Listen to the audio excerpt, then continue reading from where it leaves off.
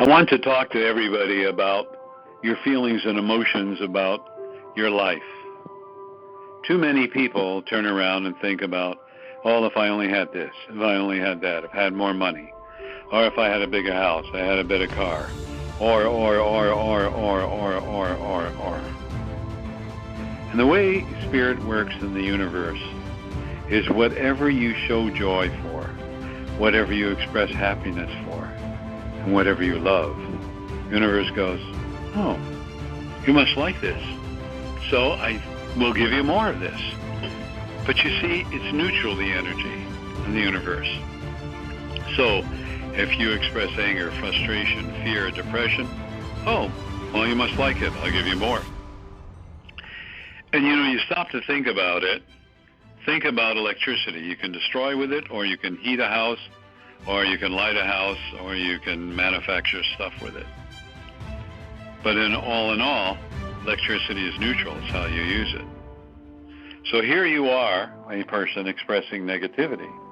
And in expressing negativity, that's all you're creating in your life. Thoughts are things.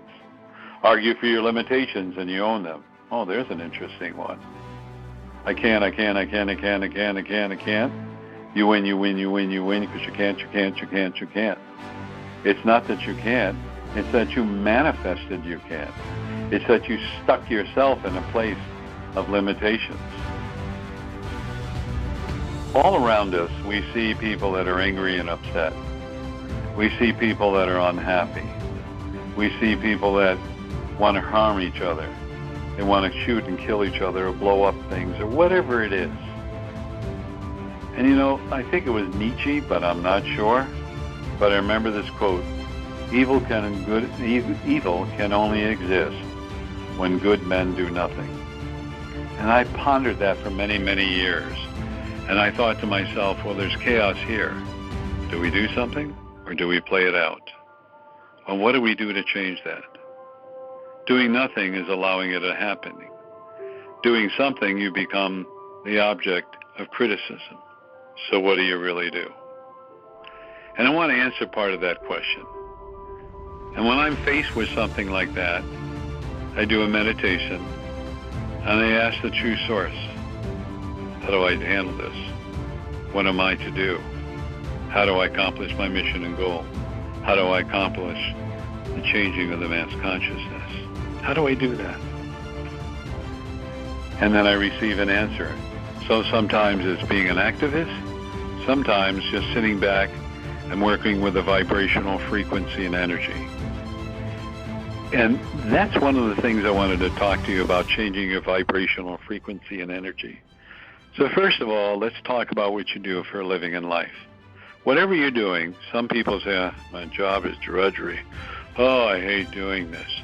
Oh, it's such a problem. And isn't there always somebody at work that's got to create chaos? They can't let things alone.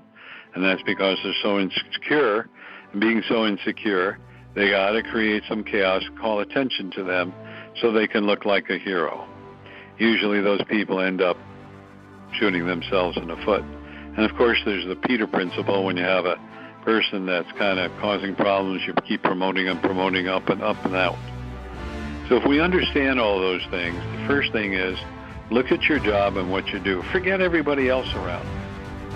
Because you can change the energy of where you are. And you come into work and say, I love my job. I love putting little nuts and bolts together. It's fun. And as you bring that energy in, even though you may think it's menial, your energy and vibration of that love of what you're doing will get you promoted, help you move forward, and become more likable without having to say a word. It's kind of like the example I use when you go to a party, you don't want to be there. I've been there, I don't want to go to this party. But this person wants me there, I don't want to be there. And everybody's having a good time, and like 5 minutes later, I'm up and happy. Their energy infected me. Of course, they're loving what they're doing, they're having a great time. Or I may have gone to a party where, I'm happy. I can't wait to get there. Everybody's, old word, glum and down and depressed and angry. And I will tell you, within 10 minutes or less, when working with the true source, their energy changes. And they get up and get happy. And that's what we need to do. You need to love the things you do. If you don't love the things you do, you have two choices. Change your attitude and say, I'm going to find something I love about this work or job. Maybe I love being around people. Or you may say, I'll do a meditation with the true source and say, I would like to find something I love to do and work with. I would like to do that. And I'm going to let the true source decide. This is what's important. Because you see, there's a combination of things going on. What's going on is you are manifesting something that brings you love and joy. Your soul is working with you because your soul wants you to be happy. Then there's the oversoul that resides in the bosom of the true source and goes, oh, Michael wants to be happy. Got it. Well, we're going to create something that'll be happy, and then teams up with the true source, and all this energy comes in, and Michael ends up with a job that brings him joy and happiness. I will tell you, what I'm doing now brings me joy and happiness. But for the most part, every job I've ever had, for the most part, I've been very happy with. And you know my motto, if you don't know where you're going, you can't get lost. And I've done so many varied things in my life, it's in my book, and I keep progressing from one thing to another because I enjoyed it. I got experience. I learned about people. I learned about life. I learned about what I like and what I don't choose to be part of. So all this is wonderful. And you know what behooves me is I've met people, and I was up in Maine one time in a very, very remote area of Maine. I was working for a company, and they were 6 miles from the Canadian border. And I was having breakfast, and I said, oh, what's Canada look like? I don't know. Well, how long have you lived here? Well, I'm 24. I've lived 24 years. Well, you're only 8 miles away. Haven't you ever gone there? Nope. Why? Don't need to. And I went, okay. To me, I found that puzzling, but then again, she was happy. So I guess she doesn't need to go to Canada to see what it's like. Nothing wrong with that. Me, I would go there to see what's what. And that's before we needed a passport and all that stuff. But it's interesting about the path that people choose. But most of the people you know today have some unhappiness in their life to one degree or another. They're unhappy, their children are unhappy, they're so unhappy. And yet when I look around that people are happy, they're so successful because they're happy in what they do. And that happiness brings success. Bill Gates, Microsoft, he wanted to have the best software system in the world. That's what he wanted, and he concentrated on it and worked on it and worked on it and worked on it.